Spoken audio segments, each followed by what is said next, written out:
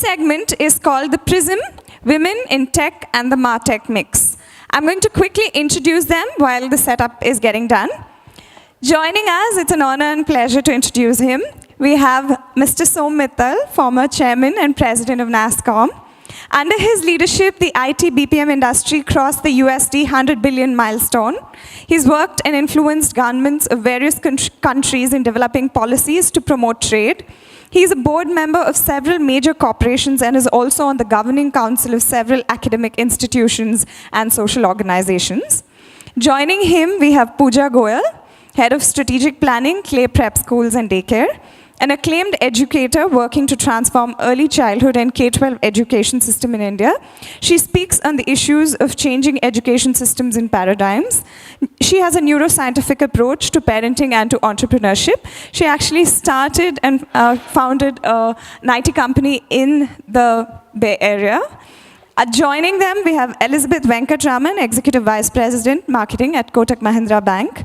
She joined Kotak in 2004 and has completed 14 years with the group. She's been associated with their wealth management, securities, international life insurance, and general insurance businesses. She's currently part of the management committee of Kotak Mahindra Bank's Consumer Bank. Earlier, as part of the management committee at Kotak Life Insurance and Securities, she's been an active part of the growth stories of both companies. She's received a special mention in Impact's list of influential women in media, marketing, and advertising 2016. She's a fitness, music, movie, and travel buff, and when not at work, she keeps herself busy exploring offbeat locations or catching up on the latest movies with her daughter and her husband. And to moderate this panel, I'm going to invite Sairi back up on stage.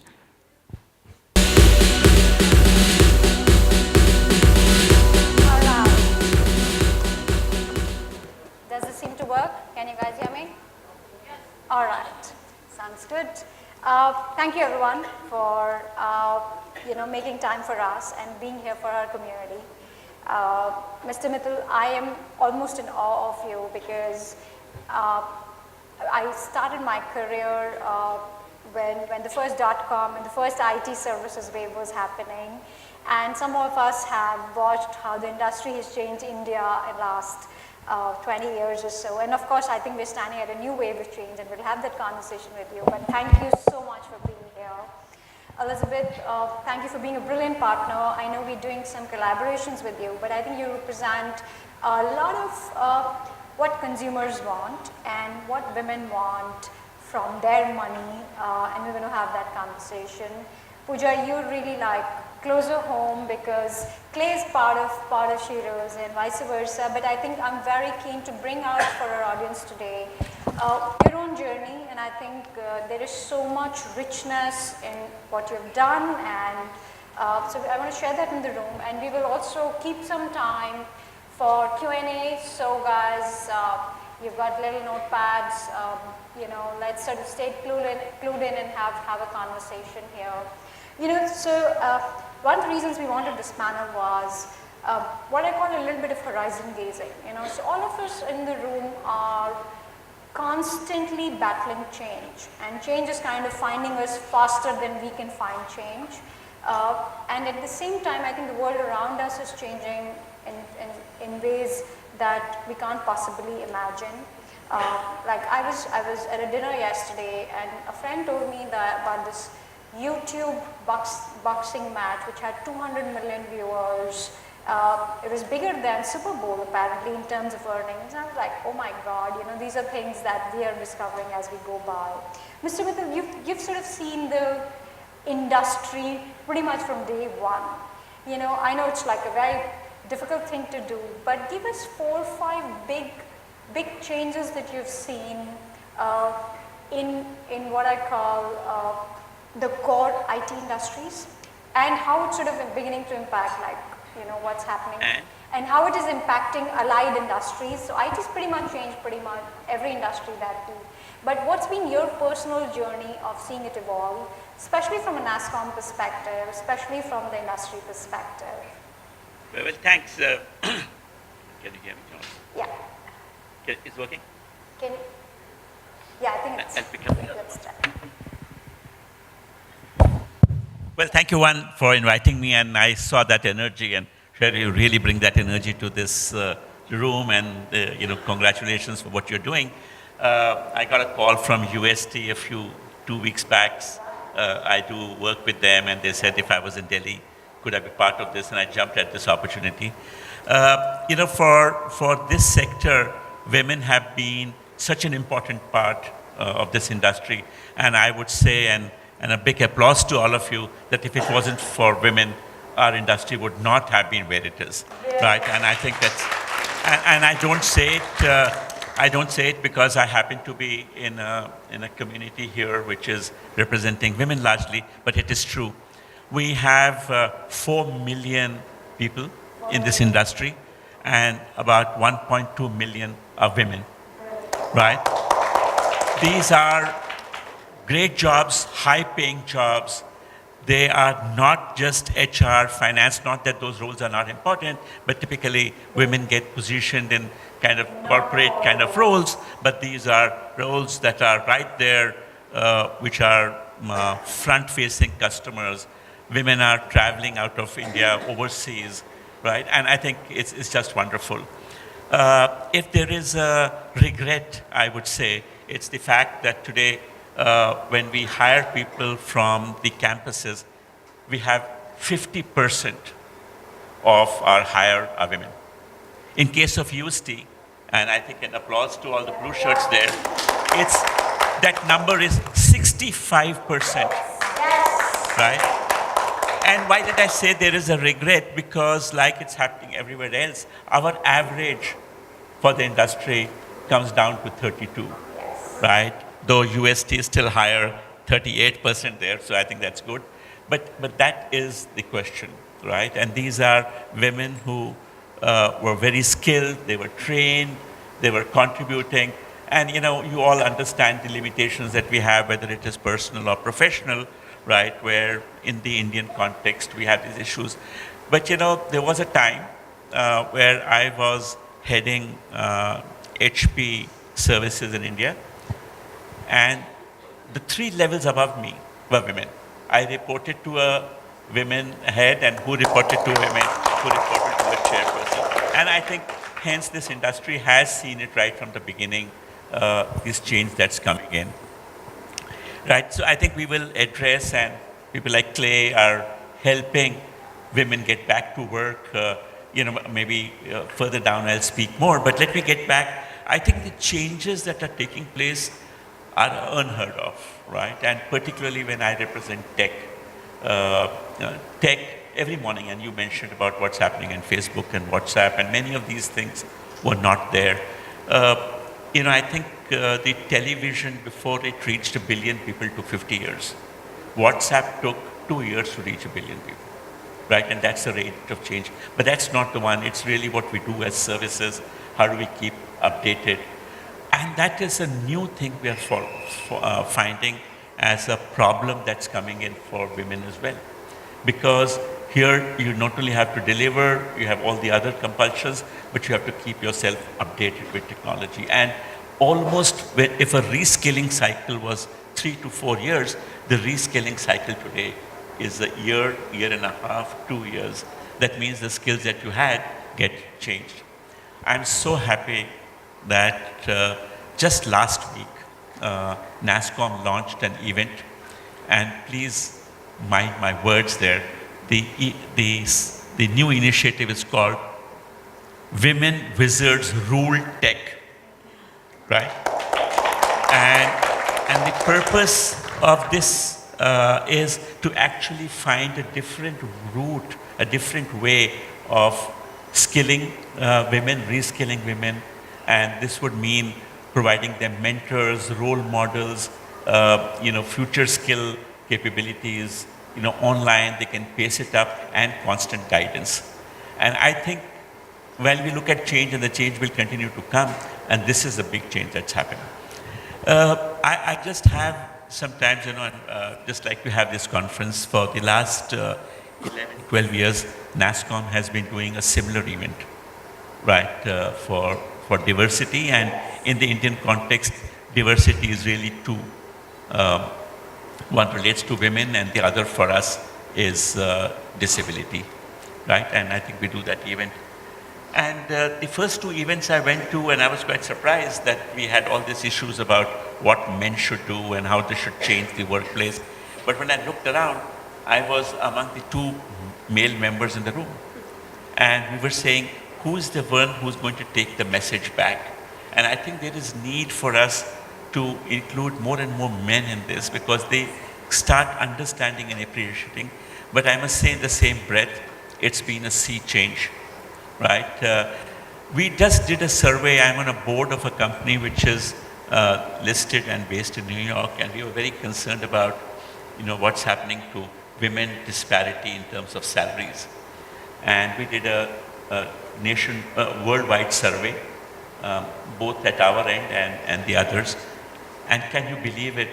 We had salary disparity in the US, we had salary disparity in UK, much less in Philippines, almost none in India. And if that doesn't represent change, what else would, right? So I think more power to all the women here, and I think they are the ones who are going to power the country as well. Oh, thank you. It's amazing to say that, and I think our data also shows that gender wage gap is way ahead of the curve compared to the rest of the world. We still have work to do, but I think our bigger problem is getting more women in workforce at an overall level, keeping them in senior tech and leadership positions, and maybe strengthening the ecosystem. And this is something that's closer home learning for us in more men, and we saw a whole lot of them that are, being part of building what we call empathy tech. At SHEROES, we have 4 communities that are very representative of the same movement. We have a women in tech community, again to help a lot of peer learning, peer support happen, to keep them in the game and constant reskilling, and keeping up with, I think the future of work is just speedy, if I may say so. We have a women in data science community, which is 11,000 members. In fact, interestingly, it's based out of Trivandrum, so it's funny how the worlds connect. We have a back to work community, which is where we put all our resources behind partnerships, working with very large corporations to bring back, and working with partners like Play to make sure the dots connect in the system. And then we have a women in corporate India community, where we feel a peer network and constant conversation about staying in the game and sort of climbing the ladder, or at least climbing whatever maze you have chosen to, is important. So really valuable inputs there. Thank you for that. My next question is bringing me to you, Pooja, because you've had all sorts of careers, right? You've had an entrepreneurial career, you've worked in very large companies, you are a woman in tech, you're also somebody who's seen all levels, right? Being reported to, working independently, not working. Give us a little sense of what are the key sort of lessons from your own career journey, and give us a sense of what the career journey like. Give us a quick snapshot for everyone.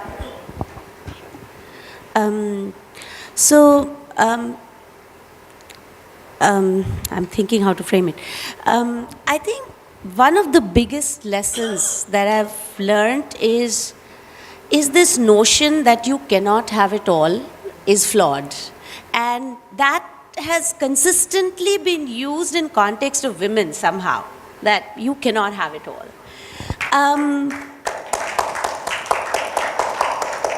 What I have come to learn or realize or experience is you cannot have it all at the same time.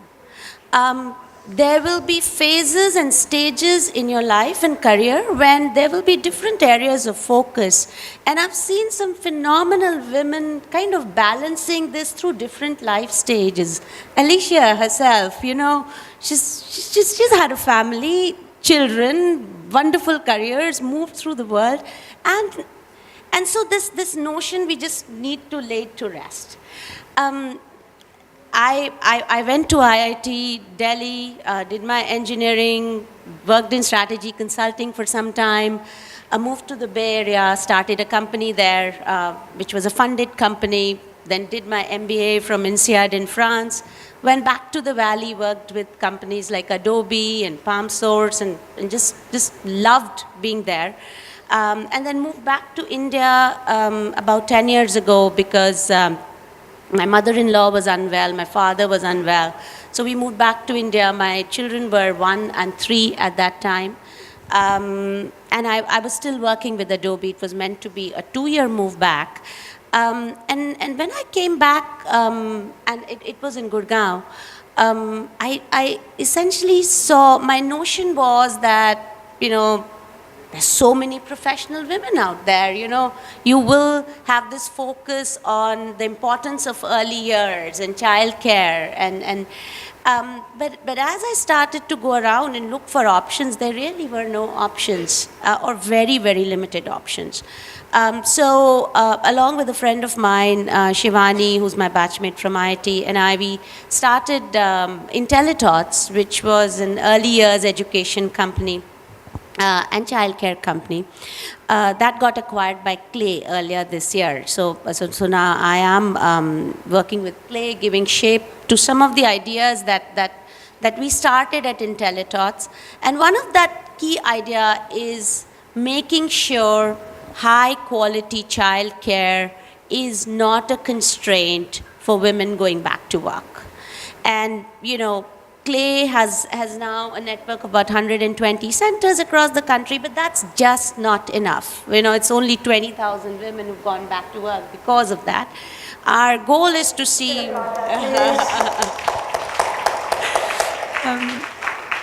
our goal is to see pretty much millions of women go back to work, and childcare not being an issue there. Or, as mothers, how many mothers in the room? I think I can speak for all of us. We can compromise on everything: cooking, cleaning, house being disorganized. But when it comes to children, you don't want to compromise, right? So our goal has been to make sure that you can let go. And in order to do that, Creche in a Box is one of the programs that we are launching at SHEROES to empower women entrepreneurs to start setups like Clay or IntelliThoughts with world-class standards to enable women to go back to work. Brilliant. More power to you.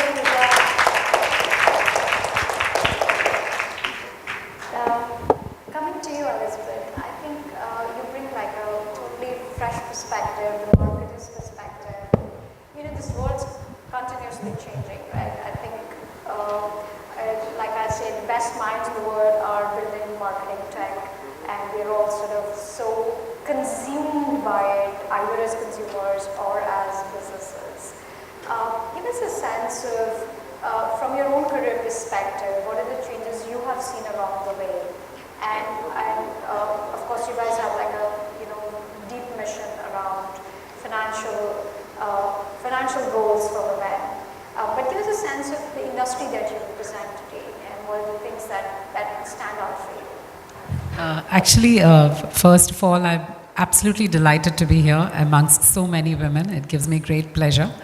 And I'd like to share something about my own career and where it started. And it's deeply connected to Som Mittal, who happens to be here. And I think it's 2 decades ago, when I joined Wipro from campus, and Som was, after my management, and Som was the CEO at the time of a particular, the business, which is called Business Solutions Division, if he remembers, at the time. And I was absolutely delighted that I would be in this panel with him. And I can tell you 2 decades ago, I could not have imagined that, because I was a trainee, fresh out of college, and had a couple of super bosses before Som. And the message here is really dare to dream, it can come true. And I have another connection with him, which will bring a completely different side to me alive. Is his wife is a very proficient chef, and she does cooking classes in Bangalore. And back then, I did want to learn a little bit of cooking to be independent, and I did attend one of her classes. So I think in many ways I'm deeply connected, and it's absolutely wonderful to be here. And I thought I must share that before I start. The news in banking is not so good. So that's, I think, where I will start. We have 471 million out of the 1.2 billion are women, the women population, the adult women population. And the bad news is that 60%, almost 60%, do not have a bank account independently. They do have joint bank accounts. They have, some sort of investment here and there, but they do not have bank accounts. Much of this data, I don't have the urban-rural cut offhand, but I think that's what worries us back there. And from our own experience, I don't know how many of you will agree, but financial independence is a very significant part of true independence for women. So I'm a great believer of that, and we have a program, a banking program called Silk, but the heart of that is just this, that we want women to become independent and start their journey with banking and thinking about their finances. The worldwide learning, because I've been to many women's conferences across the, where we've met people from across the world, and what women share from the learnings, it's amazing, is that women are homogeneous when it comes to finance and banking across the world. Whether it's Lebanon or Australia or India or Pakistan or anywhere in the world, the women are similar. They want to be spoken to differently when it comes to banking. They don't think products, they think goals. They think about children's education, they think about family holidays, they think about saving for the family. Women across the world come through as natural savers. However, want to be spoken to differently, and they want to approach finance differently. There is a clear this thing of, if somebody approaches me differently and speaks my language and speaks to me the way I want to be spoken to in finance, I am absolutely open to begin this journey. And I think that's really what the lesson has been for us, that how do we take those rich insights that we have about how women want to approach finance and bring it out there and share it with women in a way that it's consumable without a lot of jargon and stress, which brings the diffidence and brings, moves the journey from diffidence to confidence for finances for women in India. Thank you so much for sharing that. The truth is universal. We are all, go-getters, but we're a little shy about our money. So I think there's a lot of conditioning that we need to personally undo, and I guess we will. I definitely think we don't want our next generation to be money shy and take more charge of that. Go ahead. Sari, you brought about a very important point, and it reminded me of an instance. I manage the finances in my family, so we were talking to a wealth manager, and my husband and I were there. He was explaining all the products, all of that, and I was asking the question, but he would keep answering my husband. He would keep looking at my husband and answering, and a little while later, I was really upset about it. But a few years later, and it relates to the point you made, so about involving men in this conversation. And at that time, I was very upset. A few years later, I was doing a session in one of the corporates for a session called Dads Matter, and why dads. And I thought, I was not expecting too many people to attend. And it was a room full of about 50 dads there, 50 people who were expecting, their wives were expecting, or they were dads. And one of the things that came out was, they said, Pooja, we want to help. We want to be there, but I'm not sure what's expected of us. And we are constantly pulled on one side, by the manager in the office and wives and expectations at home, but they are as confused because of these changing expectations. And that's when kind of I connected and I said, you know, he doesn't know better. They need to know how to talk to women about finances. So that point you made about getting men into the conversation is extremely important so that the message can go out. Yeah, and actually I think the burden of stereotypes is equally unfair, and I think it's part of the narrative, very, very deeply embedded. My next question is actually to you as well. We have lots of entrepreneurs in the room, and I think I want to sort of shift some of this conversation into the change we're all looking at. Some of us are driving change, some of us have witnessed change in a big way. And building business in India is never easy. With respect, I think if you can build it here, you can really potentially do it anywhere. Could you give us a sense of your entrepreneurial journey? Like, what does it take to build a business here? There are a lot of businesses in the room today who are nascent, who are fledgling, pre-seed, idea to sort of MVP stage. Give us a sense of what your learning has been. What not to do, maybe. Yeah, and I think some of these might sound like cliches. One thing that I learned through my journey was patience is a virtue that's underrated. You know, we come to a conference like that, we hear people speak, and we feel like things happen overnight. Sometimes just sticking to it and being there and doing what you do best and continuing to do it for some time, it takes time to build anything meaningful, anything that's sustainable.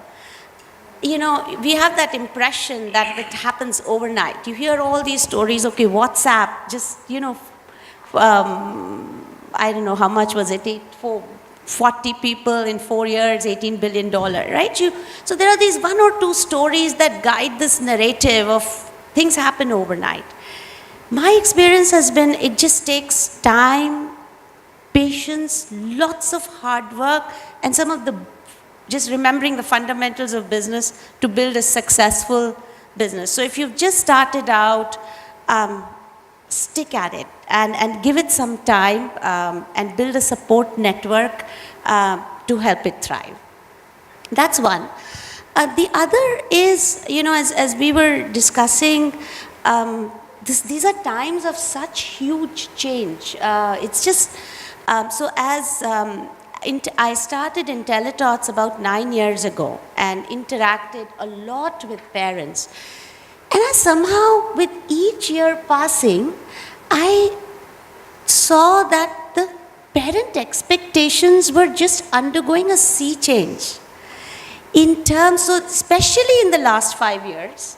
And I kind of call it like the here and now, the Amazon, Flipkart phenomenon, which is we've become used to the idea of I want to know and I want to know it now. I have ordered food. I know it's going to arrive in 18 minutes and where it is. I can track it. So even for parents, it was like I need to know what my child is doing at any point in time, through the day, morning to evening. Very different expectations from 10 years ago where you'd say, you are the school, you know better, you deal with hundreds of kids, Now parents want here, now, my way, I want personalized apps and cameras and CCTV camera, and I want real-time information. Right? So in front of your eyes, customer behavior is changing, and I'm sure this is true of every industry that we can think of. So it's extremely important to have frontline obsession and just keeping your connection with the customer continuously on to understand how behavior is changing, what are their expectations, and then more importantly, what your value proposition to that customer is. You just don't want to be stuck in the middle. In India, you will always have pricing pressure. In any industry you are in, you will just have, people will say, oh, even in preschool, they'd come with 3 different, flyers and say, you know, Mother's Pride is giving me this school is giving me this discount, this school is giving me this discount, how much will you give me? And I was like, really? We're not a grocery store here, or we're not a sabzi wala here. You're coming here, you know, leaving your child with us. And there were times when we'd say no to parents because we can't be doing that. So to understand what you stand for, what your value proposition is, and staying true to that is very important and very difficult also in this world of today where you are getting so many different stimuli and so many different kinds of leads from every direction. Thank you for sharing that. You know, your pricing pressure reminds me of I think everyone's story us at SHEROES. Clearly, as a company, you know, a lot of when we started initially, a lot of people think, महिलाओं के साथ काम करते हैं, आप NGO होंगे, आप free में कर दीजिए. So we had lots of those, but we've always sort of said, no, we're going to sort of keep that. And Mr. Mittal, you represent an industry that's seen this happen internationally. India had its whole positioning story around pricing as well as positioning, you know. Share a little bit of that just from an entrepreneurial perspective in the room. You know, a lot of people think this was a great vision that happened, right? It wasn't that way, right? I think if you remember in the 80s, we were struggling because in 78, IBM had been asked to leave the country, right? So we had little choice but to design our own computers and write our own software. And the taxes on software and hardware were about 130%, 140%. So it was so expensive. Now that era actually delayed our adoption of technology, but on the other hand, it forced us to learn and do, right? And I would think that our capabilities really came from there. And you know, I used to in my job travel a lot, and I would go to various Indian embassies, and in those embassies, you saw lovely pictures of camels and the Dashera elephants and and the temples and so on. And we said, here we are trying to sell technology, right? And this is what's going on, and these are not the new areas that we would like to project. In fact, I remember I wrote to Mr. Ambani and many other people, and I said, send me a picture of Jamnagar that I can use. So we made 6 posters of what represented India and actually gave it out to 20 embassies saying, put them instead, right? So we had to do a lot of selling that time because India was not known for quality. It was not known, and talking about knowledge industry, and you know, there were biases and so on which we had to get over. And I think we have come a long way. So let's not look back in the mirror. Let's look forward of what we have. And I just wanted to share, having heard all of you, you know, we have certain social problems, right? And not only social problems, infrastructure problems, right? Because of which we lose. And we can't go sequential. We cannot solve all those problems and then say we will do certain things. And people like you who are providing not creche but daycare, right, I think makes a big difference. I think geriatric care, right, home care is now coming in. So the time we spend taking care of the elderly is not there. I think you talked about technology, the fact that today we are all connected and securely connected.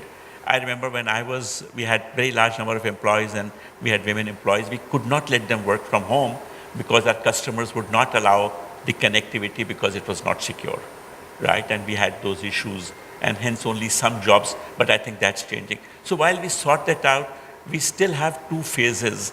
First phase is to get back women after they've had a family, right? And encourage them to come back. And what do we do? How do we remain in touch? They also feel that they've lost out. Sometimes it's 6 months, sometimes it's a year. In today's environment where things change so rapidly, right? They have issues. So I think we have to focus on how to get them back. And the second bigger problem is once we get them back, how do we ensure that they're on the right leadership ladder? Now, it's a chicken and the egg because we do not have enough women in the pipeline, so there are not enough mentors, right? And all these would need special mentoring, special care, more role models. I'm really, really enthused that a lot of that has started happening, right? So a focus is on holding hand, taking you through that journey, and not making you feel that you lost out those few months, those years in between, and that you can catch up. For example, as you know, the company law has made it a rule that every company would have at least one women director. And guess what happened? The wives of the promoters became directors, right? And then the rule came this time that those are not counted, right? So you need a professional director. Now, if you had so few people in the leadership, who's mentoring you for directorship positions? So today, FICCI, for example, and we are all part of the mentoring group, there's a large population of us, has started a special mentoring program only for ensuring that there are trained women directors who are mentored, who get that experience, and they get into a pool out of which people can hire. So I think there is a positive change that's happening. Let's encourage them, even as we talk about the stereotypes of what the society thinks about women working and so on, right? I think that will change. So it's very wonderful to learn about that, and I'd love to share that we in fact floated an initiative called MARS about a year ago. It stands for Managed Remote Solutions. So we actually certified about 3,000 women as remote workers, and we work now with corporates to help them tap into this pool via our channels and our platform. And I think we've got now, women working out of home for large companies pretty much via that program at a fairly scalable basis. And some of those roles are very core roles to companies. They're not as important as managing their own customers and things like that. Sari, I wanted to share a story here because you also have there as one of your partners, which is UST Global. 2 weeks back, they had a very large customer who came there. They were not their customer, they were exploring, so it was an even important visit. UST invited me to be part of the team to clarify issues on the industry, etc. So this was in Trivandrum, right? And they put up a super show, right, in terms of what they did and content and trust.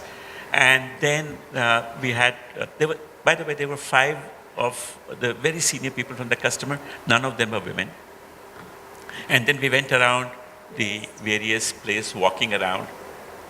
I was stunned, right? 80%, rather 8 out of the 10 people who presented were women. I can assure you, I can see it when people put up a script and when they put up an act. It wasn't about pushing a woman in front. They've been part of the summit, the head of delivery, head of support, head of Chennai operations, Trivandrum operations. We've sort of taken them into the room and they've come and sort of spoken to us. Right. So I just wanted to say that what I said earlier about people investing in women and talking about leadership is not future, it's happening. It's happening, right? So I think we just need to encourage them, recognize them, and take them forward. I think we just need to sort of tie in the hooks to growth and diversity together. Brilliant. Elizabeth, hottest industry, right? Fintech. I can't hear enough of it these days. Fintech and marketing tech. What are the changes you're witnessing from your side of the fence, and what are you guys doing about it? Yeah. I think the maximum amount of disruption, I'll take the liberty to say, is happening in banking because of the Digital India Initiative and digital payments right at the center, which is happening. And we are dealing with it every day. We see change every hour. So it is true that people now pay half of our customer base pays digitally. And they're digitally savvy, they've adopted digital, so which means that they just log into the app. And I'm assuming this is true for banking. I'm just using this as a metric I know to explain things. And they either use UPI or payment gateways or debit card or credit card. So payments are going digital. And whether you're paying a merchant or whether you're paying a friend, whether it's person to person as we call it, or whether you're paying a business, QR, all of these technologies are being adopted thanks to the wallets and the banks. It's so simple. It takes less than, I don't know, a minute for you to make a payment. I think that is one of the biggest changes at the very, which you see all around. The way you open a bank account is also changing, for example. So which means that you just need your Aadhaar and PAN today, and you can open a bank account in 5 minutes. So that's the other kind of disruption, which you had to stand, I know all of you imagine that you have to stand in long queues, battle various things, and then documents, and bring proofs, and they send you back for more proofs, etc., etc. Yes, that's all of that. You can still, you can do all of that. But however, today the disruption that's happening is in one, how you open a bank account, in two, in how you make payments, and even when you want to, even on a banking app or etc., you can do other things. So everybody is building other ecosystems as well for stickiness. So if you come to any banking app today, you can actually buy a movie ticket apart from paying people and do things like that, right? So because we want to know more about our customers, and how else will we know more about our customers if we don't know what else they're doing? So we're very happy to see so that's our interest in the investment. And the customer, of course, anyway, bank is a very critical part of their daily lives, and they come and they do many more things, whether it's buying flight tickets, buying a bus ticket, a train ticket, whatever they want to do is all possible actually on just your banking app. So the three trends that I'm talking about is opening, is paying, and also many firms are investing in what we call an ecosystem, so that the customer doesn't have to go to too many places. He can stay in one place, because we have the battle for stickiness. If I give you the manufacturer or the business perspective, is how do we, there's so much disruption, there is so much disaggregation, which means customers going to so many places to do so many things. How do I get some share of the wallet? How do I get some share of the time? And how do I finally build a loyalty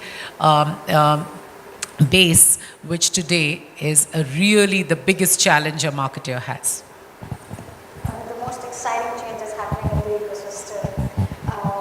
Share of rewards is an interesting sort of term, right? It's taken a totally different new dimension for us. I know I promised you guys questions, but we're completely out of time. But I know you guys are here and your teams are here. The team UST is here. Can you guys please raise your hand? And we have Team Kotak here. We have Clay here. So I encourage each one of you to go out and make that conversation during lunchtime. So thank you so much, all of you. Thank you for being the change makers that you are. Keep doing the great work. More power to each one of you. Thank you.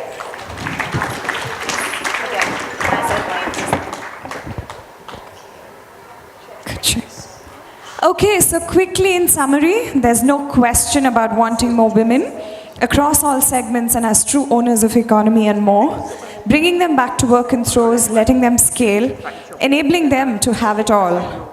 Let them be women wizards who rule tech. Let's include the men in the diversity dialogue. Make them owners of the journey in inclusion. Empower them to empower us. Build in financial independence as a tool of true independence. Dare to dream and it'll surely come true. It takes time to fruition, stick to it. Let time help build something beautiful, something sustainable. Let's not look back, but look forward at what we have. Supplement it with infrastructure and support systems. Care for them, mentor them, take them through the journey. Let's do more for the women of the world. So, thank you so much. Thank you.